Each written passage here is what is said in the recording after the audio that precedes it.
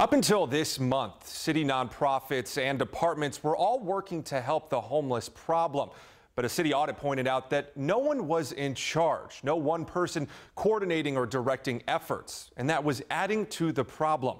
But city leaders claim that could soon change.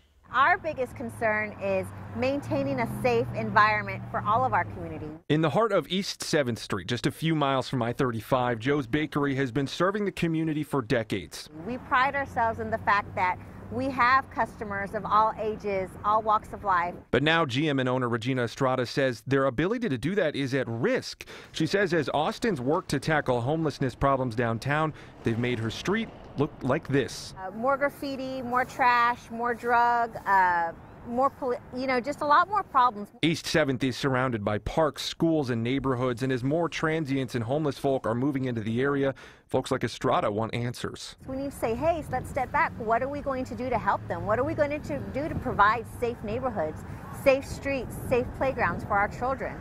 Few think more about answering those questions than Austin Police Commander Richard Guajardo. We understand that there is a homeless problem here in Austin. And again, we can't just sweep it under the rug and forget about it.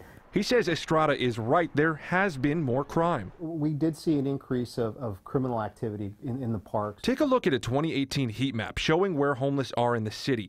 Downtown Austin has the densest population, but nearby areas like East 7th are quickly joining. The Arch reached out to the Austin Police Department and asked for help because they were trying to figure out a better way of redistributing their resources. Guajardo says the Austin Resource Center for the Homeless' new plans required participants to meet and follow laws, things criminals didn't want to do. Homeless people that didn't want to be part of the Arch system and abide by those rules kind of just filtered out. In other words, the people being pushed into neighborhoods across the city are the least likely to follow the law.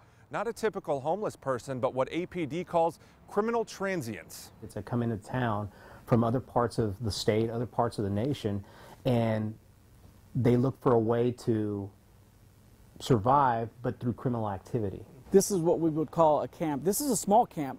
We took a ride around East Austin with Senior Officer Jesse Mendoza. With a lot of people staying in here, a lot of people coming and going, then you start seeing a lot of property crime in the area.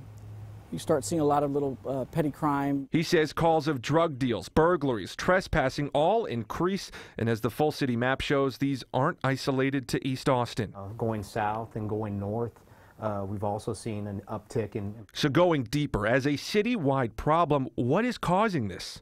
What we found is that the city does not have a position to coordinate these homelessness assistance efforts. An audit requested by the City Council last year found that while we have dozens of public and private resources for the homeless, there's no official organization. We had all these efforts and all these programs that were happening in different departments without the departments necessarily knowing what other departments were doing because they were each approaching the problem. This plan by ECHO, the first attempt in Austin at combining all of the elements under one vision.